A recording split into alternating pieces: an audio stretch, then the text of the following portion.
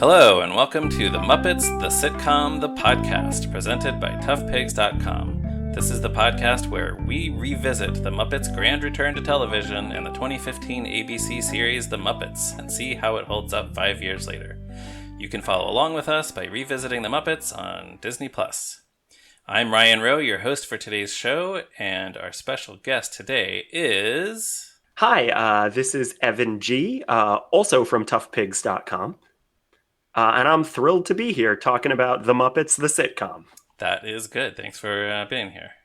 So today we're looking back at the episode Hostile Makeover. This is the second episode. I always want to say, this is the second episode of the season, but it's the second episode of the entire series, which only lasted for one season. In this episode, Miss Piggy has a fling with Josh Groban, Fozzie goes to Jay Leno's house, and Bobo sells cookies. There are 3 stories in this episode, so I figure we can kind of just go through each one, if that makes sense to you. Sure. But at the very beginning, there's this little scene where Yolanda has everyone signing a birthday card for Sweetums. Mm-hmm. We're going to see a little bit more of Yolanda as the series goes on, and she's not quite at the level of Uncle Dudley as far as getting, becoming a whole new character and in ways that we never expected, but we do see a lot more of Yolanda on the show than we ever expected to. Yeah, I know. I mean, there isn't much to say about her here, like you said, but I like her a lot. I think certainly I know we can't call her a new character because she appears in The Muppets Take Manhattan, decades earlier. But I think of these quote unquote new characters or revived characters, I'd say she's the best attempt the Muppets made at a new female character since Annie Sue. Right. Yeah, I mean, there was never that much there to her other appearances, so they really but so this is kind of just the beginning of that, where we're seeing her as part of the staff of Up Late with Miss Piggy. But so then she asks Floyd to sign the birthday card. He doesn't want to because he says birthdays are just a bogus holiday created by greeting card companies. And this is an example of bad character development of an existing character. Because, I'm all in favor of exploring new sides of the characters that we already know, but they do this a few times on the show, and it just feels like they don't understand who Floyd is. Yeah, it's interesting because I remember we talked about this a lot on the Tough Pigs forum way back in 2015. Yes. And a little bit every year after that. But it's interesting because it feels like with some of the characters, Floyd and Gonzo as well, and a little bit with Scooter, yes and no, but they tried taking the characters in different directions just for the sake of we need a character who is blank, we need this kind of character. I don't know why they felt they needed a conspiracy theory character, but it feels like a brand new thing. And it's funny because I think the thing about Floyd and birthdays, and I never hated that line as much, I feel like, as everybody else, but it's so close to being the right take for Floyd. I would love if Floyd, if he said that birthdays were uncool because corporations have, ruined the homegrown aspect of a birthday. Yeah. That would be better than just saying that they're not real. Right. Because one is sort of this desire to be hip and sort of on the cutting edge that would lead someone to write the fugue for Frog. Yes, he doesn't. Yeah, he's too cool to bother with the establishment. Not that he's afraid or suspicious of the establishment. Yeah, exactly. And I think it's so close. And I mean, so much of the show, and I'm sure this is going to be a recurring theme as we all listen to the rest of your podcast, is so close. If there's one thing that I think every time I sit down to watch this. Yeah, I think there are a lot of people who would probably argue with that, but I think you're right. I think there's a lot where they almost figured it out. and a few times they got it right. But the And other thing, oh, go ahead. I was going to say, and speaking of this scene and also like new directions for the characters, I've always, for whatever reason, been a Pepe defender. I've never really been sure why I'm a Pepe defender. I think just because I grew up with Muppets Tonight, I'm of the right age for that. Right, that probably came along just as you were sort of like really getting into the Be Muppets. exactly. But I think this show does a lot good with Pepe. In terms of, we're seeing a lot of Pepe is like obviously still around, but obviously even as far back as 2015, he couldn't be quite as horny as was his. Can I say horny on this I podcast? think that's fine. Yes. Okay, he couldn't be quite as horny as was sort of his shtick in like Very Merry Muppet Christmas Special or Yeah. whatever. And certainly in 2020, he can't. And I like, we see at this point this side of Pepe that he's like, well, I'm a writer, so I know these things. He says, like when he's doing this greeting card signing, and I liked that angle. We also see later in this episode, not to jump ahead, but like that he's just obsessed with the concept of love, like in a very broad Right. and ambient sense. And I like that a lot better than being horny. Hmm. There's a big difference, I think, that sort of works and could have gone in a good direction. And they stick consistent with it pretty much throughout. I mean, it's a big factor in the show's season or series finale, Hmm. which I won't jump ahead to there. Well, the Also, it's title of just it is Because Love. So, mhm. Also it's just really I always love gags where he uses all four hands at once when well, he's yeah, that's yeah. another. The Pepe with the marker in each of his four hands signing the card is a great physical Muppet gag. It reminds me of in Letters to Santa when he had to um, put all his electronic objects in a bin at Mm-hmm. the airport security, and he has like a little phone or BlackBerry in each hand, and he has to use all of them to dump his phones into the bin. The other thing that happens here is Zoot does his signature, and then Yolanda says, "No dirty drawings," and Zoot says, "Oh, maybe I can make it into a saxophone." Which my initial impression of was like that it was just sort of like that joke was being left to our imagination, but I guess most people seemed to be pretty certain that it refers to a specific part of the anatomy, the male anatomy. So, Yeah. I don't know how I feel about that. Zoot Zoot is kind of a blank slate, and yeah. like that is his character. I don't know. Yeah, I I could have done without that one, but I think it's a vague enough innuendo that I'm okay with it.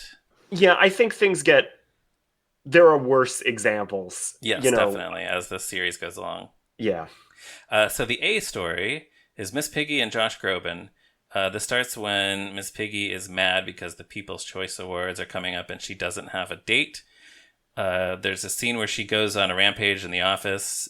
Kermit, Scooter, and Uncle Dudley are cowering under a desk, which is a kind of a fun shot. And this is where we start to get a glimpse of Dudley as he sort of develops on the show. He tells Kermit, "I've created such a cocoon of lies. Piggy doesn't know her size, weight, or even how old she is." So that's a fun glimpse of the Piggy Dudley relationship to come. So then they're all trying to find a date for Piggy to take to the People's Choice Awards. There's a joke I like where Scooter tells Kermit, "My optometrist would love to date Piggy, and he's pretty attractive. At least I think he is. My glasses aren't very good." Yeah, that's an at the dance quality joke. Yeah, I think it Like feels very like Muppety to me. like you could totally hear Mildred saying like, "I've been set up on a date with an optometrist." Like that would Right. be a thing. Right, yeah, Um you're right. And then George would be like, "Oh, is he handsome?" And she would say, "I don't know. I can't see him very well." yeah, or something like that. Yeah. Yeah, it's interesting. I think the start of this story arc, like I really do enjoy the stuff with Deadly, Kermit, and Scooter hiding. Although I think it leads into some of my bigger issues with the the show's portrayal of Piggy that I think we'll just sort of get to when we get to the rest of the A story. Sure. But I really liked a lot of them trying to find the date for Piggy. It's not really like, we can argue, and I know things like this always come up in the discussion, like, are these jokes going to become dated? Like, and I don't mean dated like go with Miss Piggy to the People's Choice Awards. I mean, like, is Keanu Reeves going to stay in the cultural context forever? And, right. I forget some of the other people. Yeah, they have a whole list that Dudley is Oh, crossing names. what's his name? Goldblum. Yeah, that's who Goldblum they're is the talking first about. one. They're trying to get him on the phone, but the names on the list that we see are Gerard D, presumably Depardieu. I don't know any other Gerard D's. Matt D, presumably Damon. There's a David B. I don't know if that's supposed to be Beckham or if there's some other attractive David B. celebrity. Brad P. And then we can see a Jeff, and then Keanu and Darren. I don't know who Darren is supposed to be. Maybe Darren Chris. I don't know. Yeah, that's a good guess. But yeah, some of these are more timeless celebrities than others, I think. Yeah, but it's interesting though, because the jokes don't really require you to know the celebrity. Like when they're on the phone with Goldblum, and it's like, Goldblum is married, and then they're like, wait, is he happily married? Right. And like, that's a joke that doesn't require you to know who Jeff Goldblum is. No. Right? Like, they could have made up a name. It's Lester whatever. Like, they could anybody. So I think that it works better than, say, a lot of the other jokes on the show. I know you discussed this in the last episode, but I feel kind of similarly about the Tom Bergeron jokes in episode 1, where, like, I already don't think anyone really knows who Tom Bergeron is, but it's still funny to hear Kermit be like, no, but not that fancy salami. Yeah, I don't think we actually talked about his recognizability or his relevance. I think we just talked about how much we like Tom Bergeron. But no, I get what you're saying. He's hosted some TV shows that maybe will not, like, I don't think people will be watching Dancing with the Stars 30 years from now. No. His reruns of Dancing with the Stars. Yeah. So around this time, there's a talking head interview with Kermit where he mentions that when he and Piggy were together, they each had a free pass celebrity, and his was Leah Thompson. He says if he got stuck in an elevator with her. So keep that in mind. That's going to come back. Yolanda then suggests Josh Groban because he gives her the feels, and this is when Pepe says that Josh Groban gives him the feels too. Everyone kind of stares at Pepe, and he says, what? He's a handsome man, and gender is fluid. Which is, I guess they're trying to be progressive. Is that really what he means, though? Isn't it more like... He means like sexuality is fluid? Sexuality is a spectrum. Unless he's saying that he thinks Josh Groban is a woman, which doesn't feel like a good thing to say. Assuming he's talking about himself, he means sexuality. Yeah, he just said he's a handsome man. So, yeah.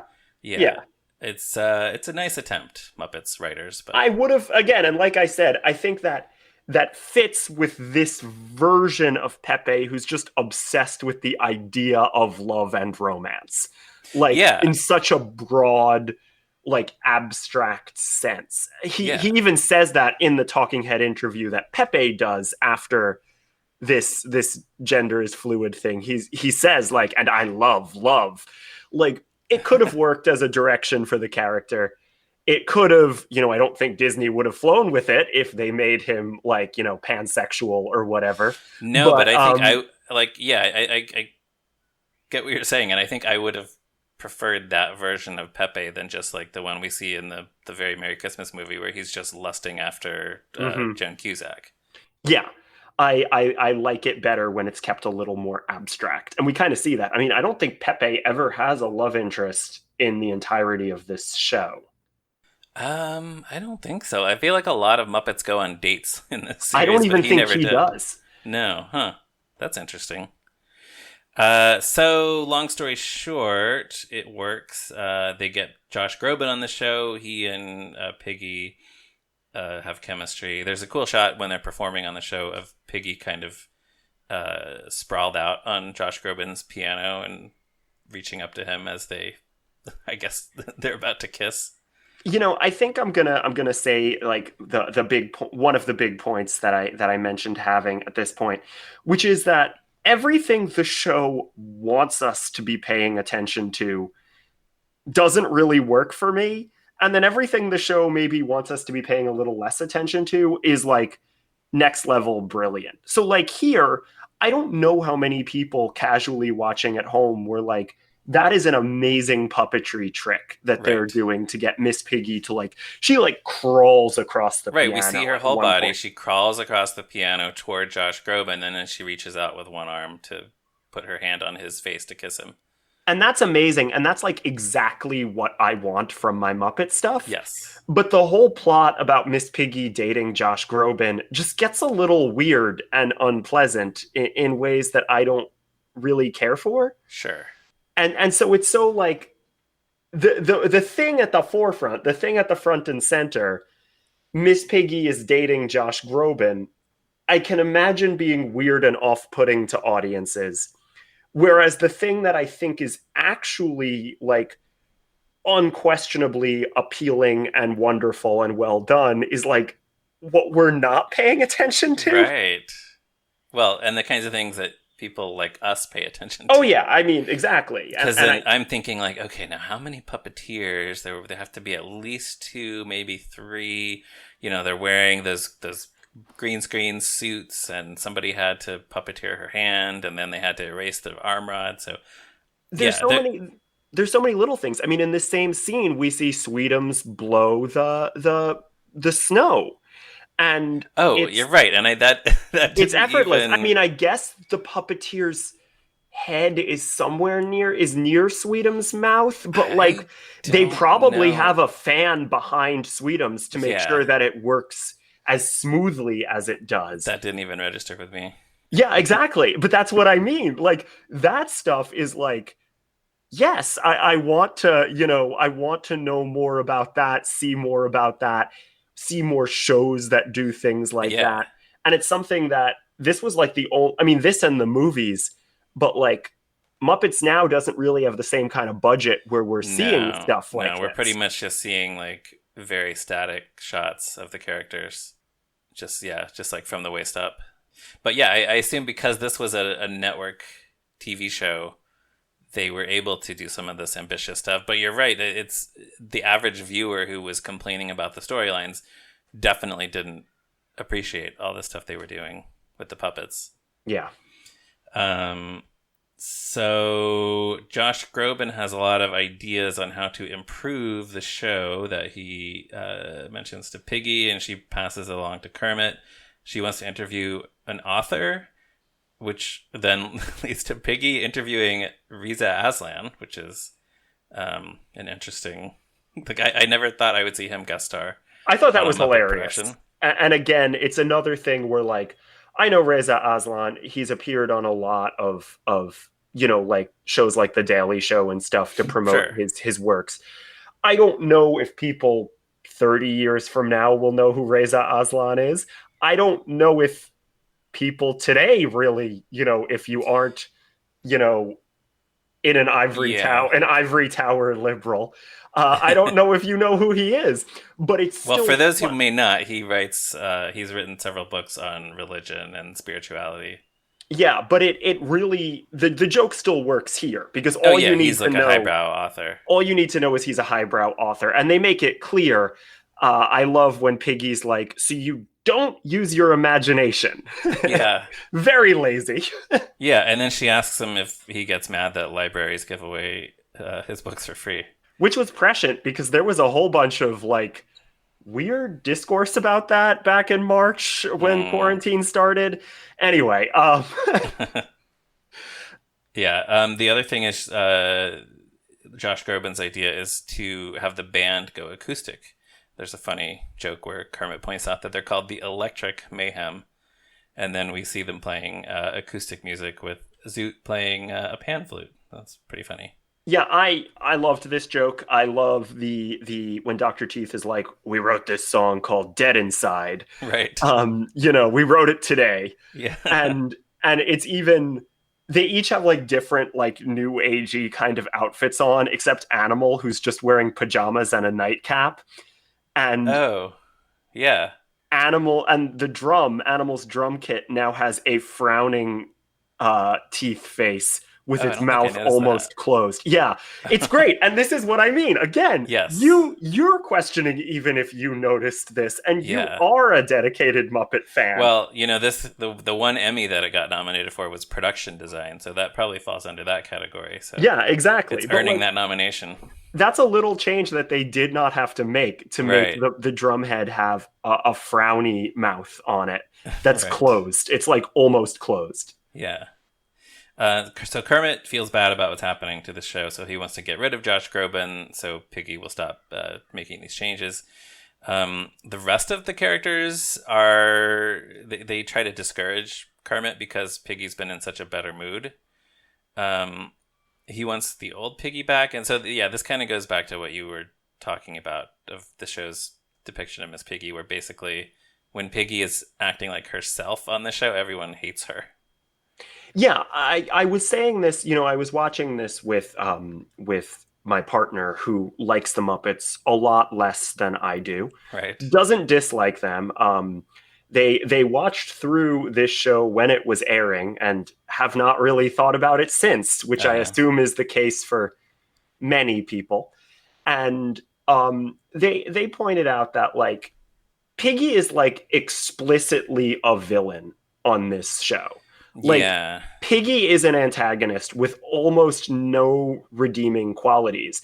You don't understand why Kermit was ever with her. You don't understand why any of the Muppets would ever work for her. Mm-hmm. You're not left understanding any of this. And I think Piggy is just such a tough nut to crack. She seems to be maybe the hardest Muppet to write for. It's so strange to me because I was even joking. I was like, on other shows where characters are in these like relationships where the characters are like, where you're like, oh, why would he ever date her? It's Yeah. always clear that they're like trying to set it up like, well, you know, she's super hot, so that's why they're in a relationship. Yeah. But the audience at home isn't going to find Miss Piggy attractive. And the show goes out of its way to tell us that Miss Piggy is not attractive. Like they're constantly making fun of her weight as well. And like, yeah, and that's another one of those things that feels kind of like, all right, it's 2015. Maybe we can move past these jokes. so you just wind up in this very strange space where it's like, I can't root for Miss Piggy and I can't root for any plot that involves Miss Piggy. Yeah. Like you just want to see Miss Piggy be beaten. I don't Right. mean literally. I mean No, like you defeated. you want to see the other Muppets like succeed over her. Yeah. And that's a role that was always played by humans in all of the other Muppet stuff. Maybe like JP Gross or something, but like, Or yeah, occasionally by just like a one-shot Muppet character who would come in. but like it's so weird because Miss Piggy should be like your ace in the hole. Like she's a character who's immediately recognizable and sort of beloved Yeah. by even casual Muppet fans. And this show just wants you to hate her. You're right. Yeah, that's one of the biggest problems with it, I think. Yeah, Kermit goes by her dressing room. She's getting a hot stone massage. That's a pretty good visual gag. Yes. Piggy with these stones on her back.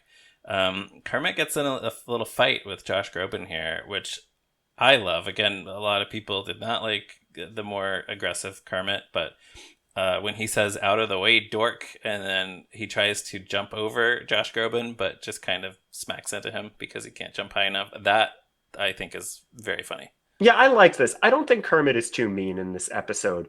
Beyond just, certainly given the stakes, given this version of Miss Piggy, I find it hard to believe that Kermit also wouldn't be slightly amplified. You know what I mean? Sure. Like, Yeah. but yeah, I don't think he's too mean, and I think the Josh Groban stuff is fun. You know, this was something else that my partner observed, but like Josh Groban is a great sport, and he's really fun with the Muppets every time he's done something with them. Yeah.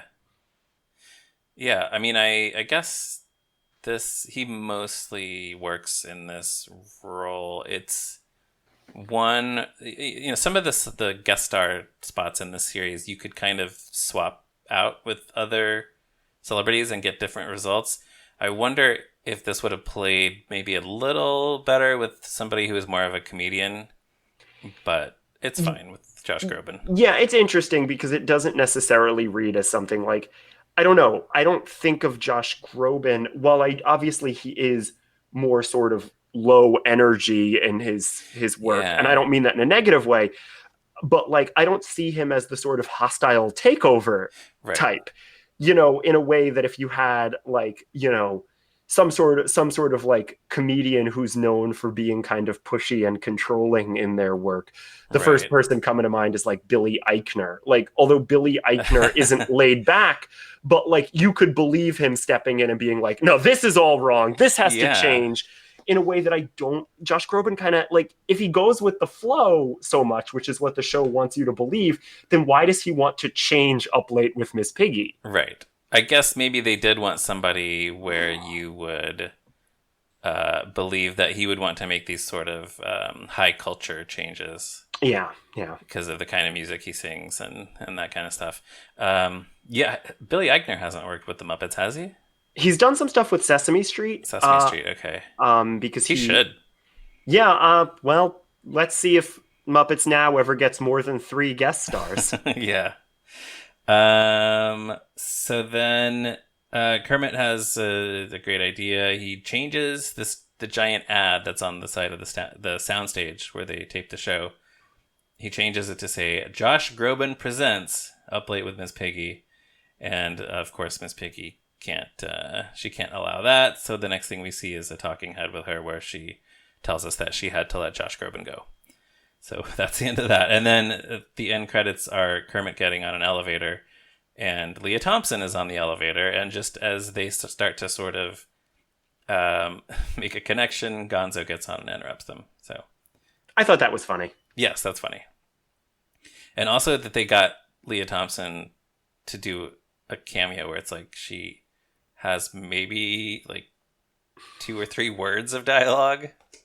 I don't know. Counted. She's again another person who I know is a bit of a good sport. Oh, you know, yeah. she agreed to have her likeness used prominently in a Chip Zdarsky Howard the Duck comic.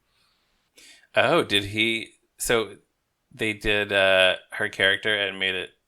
They drew it to look like her. The actress Leah Thompson is a character, not Bev from the Howard the Duck movie. Okay. But the actress Leah Thompson, it's revealed in this that she is Flash Thompson, Spider-Man's friend. She is Flash Thompson's aunt. Oh wow. Yeah, and she agreed to this. I gotta get into that series. It's good. Anyway. Yeah, no, that's great. So all right, then we come to the B story, which is this is one of the reasons I wanted for this to be one of the episodes that I'm hosting. Fozzie gets invited to a party at Jay Leno's house. So it ended up being a controversial storyline among Muppet fans and viewers. So Fozzie is very excited when Jay Leno invites him to this party at his house. He finds Leno's notebook on a table. It says, "Call exterminator, make doctor's appointment."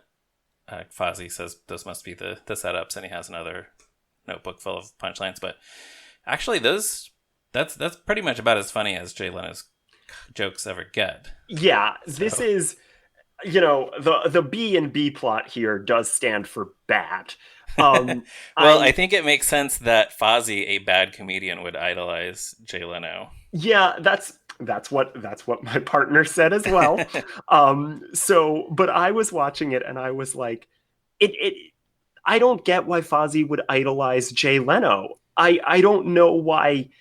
I don't believe anyone under the age of 60 would idolize Jay Leno. Like, well, Yeah, I don't know. I mean, Fozzie is a very sort of like old school, like setup punchline sticky comedian, and that's kind of what Jay Leno does. I don't know. I mean, that's what his Tonight Show monologues are all about, anyway. It feels weird to me. Like, and I guess it's just part of the problem is like you see some of the other people that Fozzie has idolized over the years being Yeah, better, more famous, more relevant comedians. yeah. It's weird. I know Fozzie is a terrible comedian, but I don't know. I think of it, the problem is that this is supposed to make us believe that like Fozzie Bear views Jay Leno as the George Carlin of today because Right. they set up that comparison. And Yeah. like there's something that's weird about that. The Yes. show No. isn't the You show's can't not get much suggesting that more different. the show's not suggesting that Fozzie likes Jay Leno's work. The show is Hmm. suggesting that Fozzie idolizes Jay Leno to like the extent, and they draw a direct parallel to the extent that Jay Leno viewed George Carlin. Right. And that is what's weird to me. I'll believe that Fozzie Yeah. likes the shtick, but like, shouldn't Fozzie's idols be even older than George Carlin?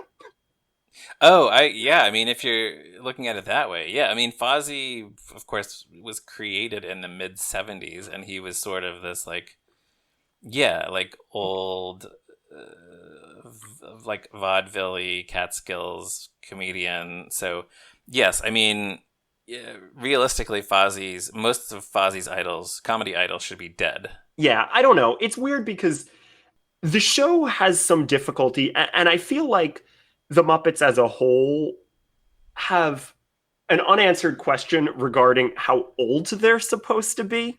Right. And It's tricky. the show really has a hard time with that because like I mean Jay Leno calls Fozzie kid. Yeah. He literally calls Fozzie kid.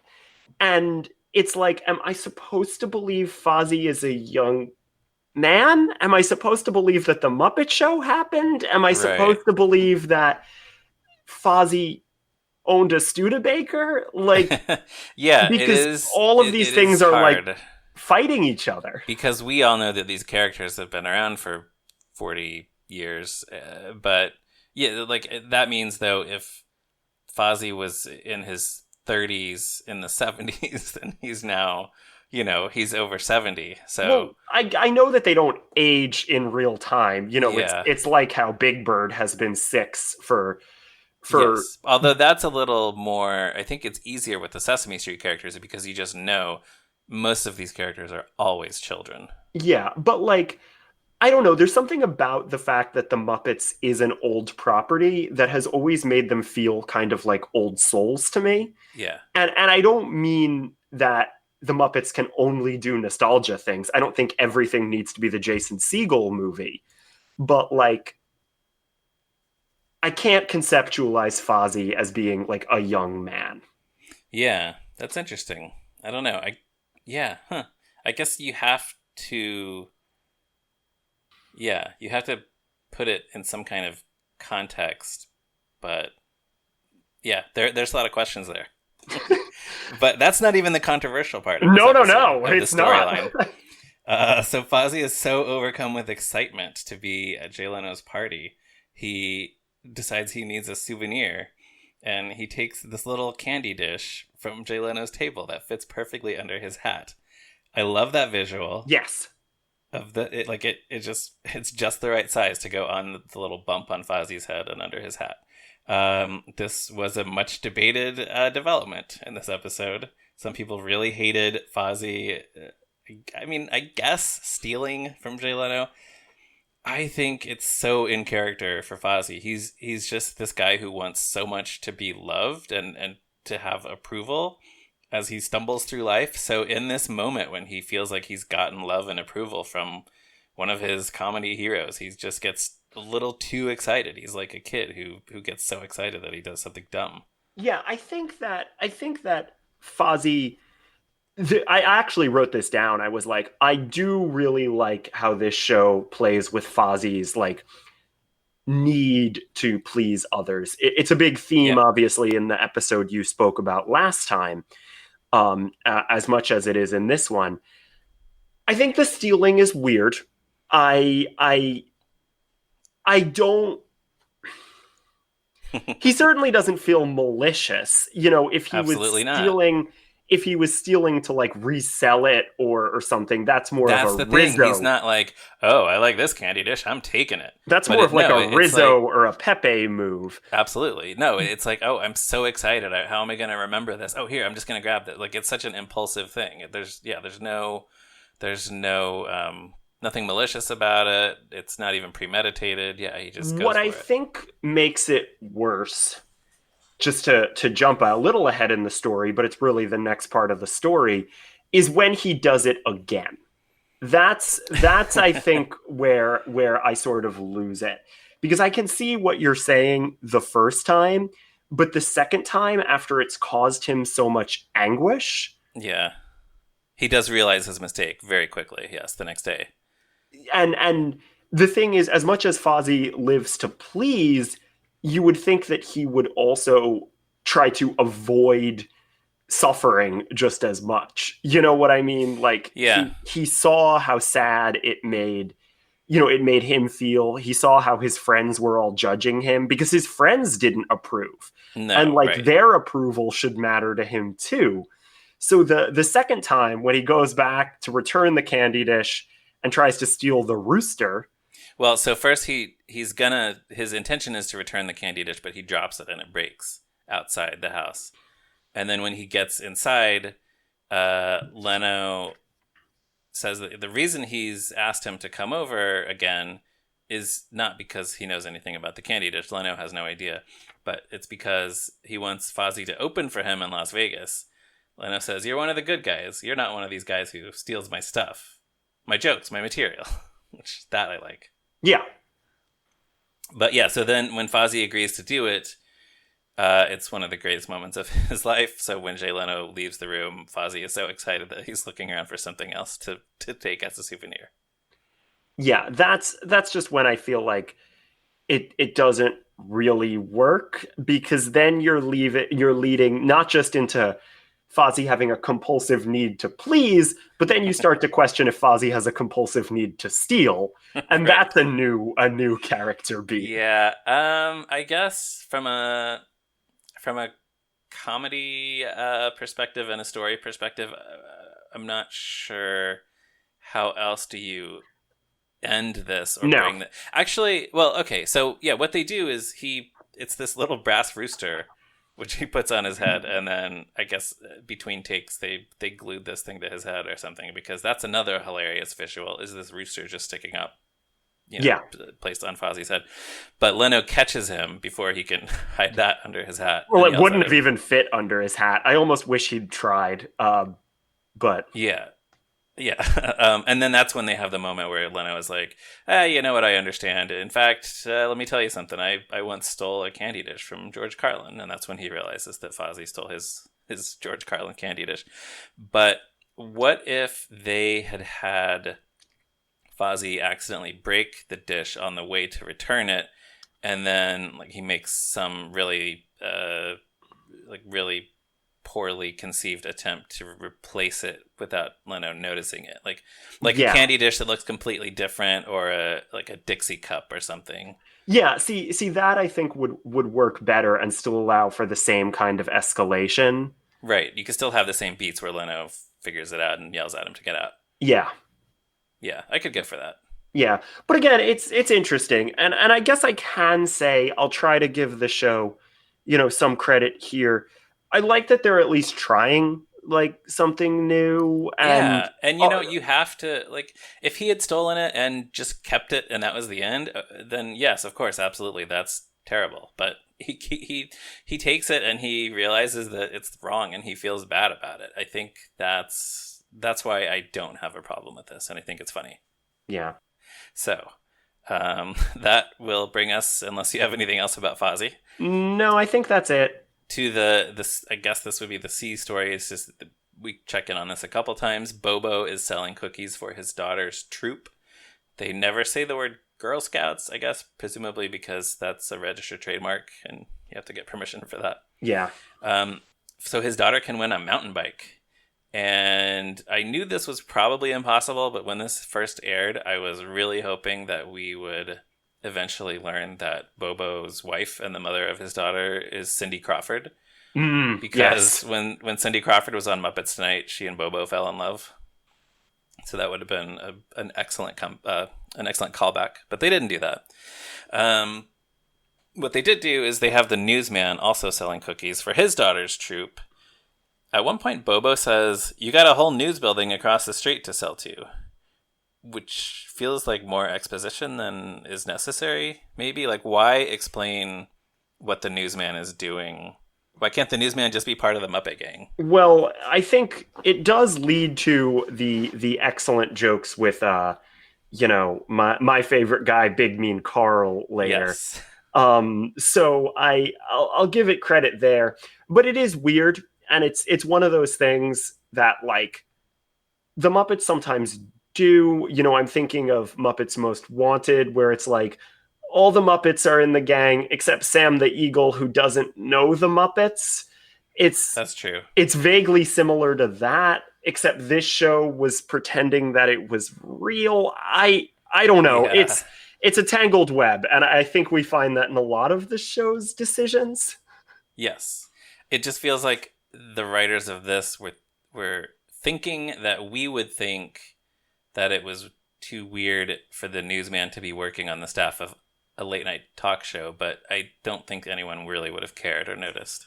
Here's the bigger question.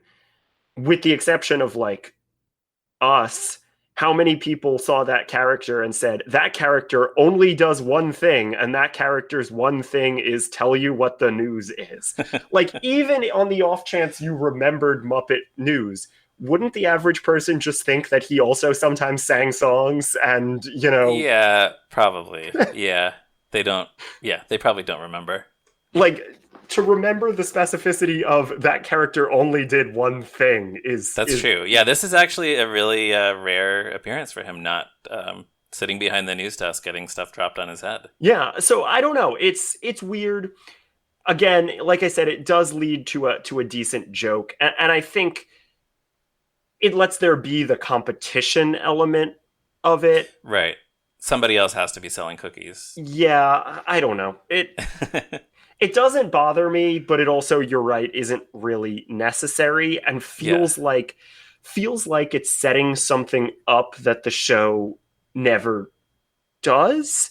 Like, I would have loved to have seen more of this, like, rival band of Muppets across the way. Yeah, like over working on whatever this news show is. Yeah, it's the perfect time to bring back Zandra and Ubu.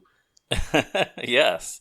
Well, yeah, so Chip has already split off from them, and he's joined the staff of Up Late. But that's true. They could have had another... Yeah, see, I like that now that we're talking about this. They could have had a whole other group of obscure Muppets working. Like Nigel from Muppets Tonight could have been working over there. Just all the puppets they're not using. Yeah. Yeah, so... Oh, well, yeah, the joke I think you alluded to... Big Mean Carl, who I guess is the receptionist. Yes. He buys cookies from the newsman, and when Bobo asks him why he didn't buy the cookies from him, Carl says, "I'm new. I don't understand the politics around here." And then he tosses an entire box of cookies in his mouth, which is great. Which is, again, also, like I said, I mean, like with the newsman, it's like, in this reality, how new is Carl? Because Muppets Tonight was 20 years before this show. Yeah, that's true. So this is a continuity where Big Mean Carl just got a job working for Kermit and the Muppets. And I know we're not supposed to think about it. And normally with the Muppets, like with Muppets Take Manhattan, I don't spend a ton of time going like, wait, how is Scooter in college at the same time as Fozzie? I don't say that. But this show's whole ad campaign was like, no, this is who the Muppets really are. Yes. And then it's like, well, no, I know that Big Mean Carl has been there since the mid-90s. I remember, he ate a bagpipe. It was great. I Yeah, loved wait it a as a child. minute. Yes. Yeah, it's where's the continuity? There is no Muppet continuity. But yeah, I love that they have these little things like that, like Big Mean Carl eating the box of cookies. Yeah. And then last episode, Joe and I actually talked about the fact that there were some very brief glimpses of New Zealand, like walking around holding a fish, but he didn't throw them. Because we had remembered this interview, I think Bill Prady did before the series aired, where he basically said like they were stripping out all of the wackiest and most absurd elements of the Muppets to make it more grounded. And one of his specific examples was New Zealand and the boomerang fish. You're shaking your head, which, yes, that's like, these are the things, this is why the Muppets, this is why people love the Muppets. He throws a fish in this episode. Yes, he does, which is fantastic. And it's a great joke because they're like, throw everything at Keanu, because they want to throw everything we have at this. Yeah, and then New Zealand throws a fish at the sign. So that feels to me like maybe even like the performers just sort of quietly rebelling against this more grounded, realistic version of the Muppets. It's not, it certainly isn't a big part of this episode. I think it shows up more in, I believe, the next one or maybe the one after. But like, you can kind of tell that that's kind of the problem that Gonzo hit. Because if you're getting rid of all the wacky stuff, then Gonzo is like Leonard from The Big Bang Theory. Like, he isn't Gonzo. But right, that's the stuff that he should be doing, and then he's not allowed to do it. That's not really relevant, obviously, for this one, which barely features Gonzo. Right. I do want to stress, just going back to Carl, this was kind of part of the Fozzie plot, but I love when Jay Leno apparently leaves a message with Carl, and Fozzie goes up to him and, asks for the message, and Carl is like, he wants to see you, and Fozzie was like, was he angry? And Carl goes, I take messages. I don't judge tone, which is a hilarious line and also plays into, and I know I wrote about this when I wrote my favorite Muppet of the moment is Big Mean Carl article. Everything about Carl is so funny. Like, that joke only works because they've established that he's a character who only yells angrily. Right, like, no matter what he's saying, he yells angrily. Yeah, he always sounds mad. So it's funny, and I always laugh at that line. Yeah, we don't talk about Big Mean Carl enough probably when we talk about the best characters that survived after Muppets Tonight, but he's very good. So anyway, this storyline concludes with Scooter suggesting that Bobo sell cookies to the band because they would be happy to buy some because they're always happy legally now. And then the band buys a lot of cookies. And that's a joke that was left over from the presentation pilot. Yep. That everyone loved. So I guess they just, I wouldn't be surprised if this entire storyline was reverse engineered from finding a way to fit that joke. It's certainly possible. What's your take on that line? Did you talk about it already? I don't know when you're doing the presentation pilot. We haven't talked about it yet. About the legally now? Yeah. Yeah, I mean, it's a drug joke. I looked it up. I had assumed that recreational marijuana was legal in California by the time of this episode, but that's not the case. So that's weird then. Maybe the Electric Mayhem is getting their their cannabis medicinally. I don't know. But I assume that's what it means. Yeah, that's so weird to me because I had just assumed too that that's the only way the joke works. Yeah, unless I didn't did my research wrong. But I don't know. Maybe they're driving to Colorado. Could be. Yeah, maybe they picked up some brownies. But I don't know. The reason I'm asking is I remember that being a very controversial line at the time too. I'm fine with it. Yeah, again, it's subtle enough, it's innuendo enough that it feels okay to me. Yeah. Yeah. That's it for the storylines. I have a couple other things I wanted to mention. There's a talking head with a shot of Kermit sitting on his desk. that looks really good. And then he even does his trademark yay move, flailing his arms and legs. That has since become a GIF circulated on the internet. You know what's weird to me about that scene? It looks great, and I love all of the sort of full body shots. And again, like I said, they're really doing some amazing puppetry work that I assume 99% of the viewers did not care about. Yeah. But Kermit's left leg doesn't move, which was always weird to me. I hadn't noticed that. Or it moves very slightly. It's Hmm. weird. Now that I've said it, you'll notice it all the I time. will- But find yes, that I GIF. Okay. Yeah, I want that. There must be a reason for that. Yeah, I Either don't know enough, but they didn't have enough puppeteers, or it just wasn't as flexible as the other legs. I don't know. Huh. anyway, yeah, it's good though. Yeah. And the other thing, Beautiful Day Monster appears in the background briefly in one shot. I understand you're a big fan of Beautiful Day Monster, as am I. Yeah, so I'm just a big fan in general of all of the sort of background Muppet monsters. Yeah. It's why I've sort of become Big Mean Carl's champion, because I feel like he's like the like one step between the Beautiful Day Monster and Sweetums in terms of like prominence. I think, yeah. But yeah. like Beautiful Day Monster is great. He has such a weird design. He's Yes. for any audience members who don't love background Muppet monsters as much as me. He's like the tall, dark blue one with kind of like a bird beak, sort of. Yeah, his mouth is beaky, yes. And he just has these big, big eyes. And he was actually a Sesame Street. I mean, he started on like the Ed Sullivan Show and stuff, but he was a Sesame Street character before he migrated to the Muppet Show. Yeah, which is, there aren't that many Muppets where that's the case. That he made several appearances in the first couple seasons of Sesame Street. Yeah, I think pretty much just the first one. They replaced Mostly him the with. first season. Yeah, They maybe replace the rest of him- them were just reruns. They replace him with Harry Monster, Right. pretty directly, like a 1-to-1 swap. Yeah. But yeah, and of course, if you've seen the Paul Williams episode of The Muppet Show, which is on DVD, that's probably his most famous Muppet Show bit. But I actually do love him in this episode, as much as it feels like, oh, we're just talking about him because I requested to. But like, I love how he's just like staring so wide-eyed at the camera in the background. Yeah, I And forget who's doing their talking head, but he it's- just sort of...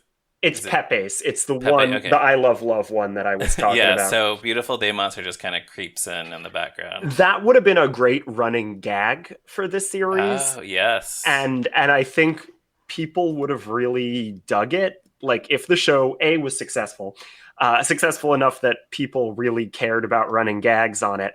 I would have loved if like in one talking head in every episode he was like trying to photobomb in some way, and he'd like be like, you know, peeking from behind a chair. Like it almost feels like they want that to be like a running gag when they set up this one, and it doesn't come back. He's in a couple other episodes. Yeah, he makes a few appearances, but yeah, I don't know. That was like a missed opportunity that maybe, you know, if the show had a second season, they would have figured out.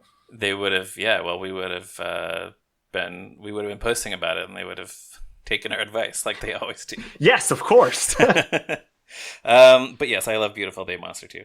And yeah, that's, I think, all I have. I think this episode is maybe not as good as the first one. Eventually, maybe we'll rank them all. But I agree. I rewatched the first one as well when I watched this one, because I wanted to have sort of like the chronological context. I do think the first one is stronger, which right. On the one hand, you want your first episode to be as strong as you can, obviously, because you want people to come back for the second one. But on the other hand, your second episode also needs to be extremely strong, because I know one of the big issues this show had was it didn't maintain its audience well. Oh yeah, the premiere was big. It had really good ratings, and then it just sort of tapered off and off as the series went on. Yeah. So, but yeah, like you say, the Piggy storyline maybe doesn't. There's a lot that it doesn't get right. And the Fozzie storyline I'm fine with, and the Bobo storyline is just kind of more of a running gag. So yeah, but again, so I don't really care for the Piggy storyline, and I also really don't care for the Fozzie storyline. Yeah, and again, I can certainly imagine, if you put yourself in the shoes of the kind of Muppet fan that this show was definitely, they were hoping to ride the wave of, like, the Jason Segel Muppet movie being so big. Like, if you're a Muppet fan who trades only in nostalgia and warmth and of which there are many, and feel good songs and messages, like the Jason Segel movie kind of assumes all Muppet fans are, then there is no way this Fozzie plot is working for you. No, that's true. Yeah, there's a lot of people who were like that. So, all right. Well, I believe that brings us to the end of this episode. Everyone, please make sure you check out toughpigs.com on the internet, Facebook, Twitter, and all of those places. You can find me on Twitter at Ryan Roe. And Evan, where can people find you on the internet? Well, I'm also on toughpigs.com, where I write articles and sometimes do artwork. And you can also find me on Twitter at Uncle Petunio. That's all one word, uncle, like the kind of person who might own a theater. And then Petunio, which is like the flower, except with an O instead of an A. And you can also hear me weekly on the Rollout podcast. It's an actual play podcast about superheroes. That is very cool. Everyone should check that out. And if you don't mind, listeners, please give us a positive review on Apple Podcasts or wherever. Tell all your friends about the show. All those friends who thought the series was pretty good, friends who thought the series was pretty bad, have them listen to us and see if they agree with us. And please join us again next week for another episode of The Muppets, the Sitcom, the podcast.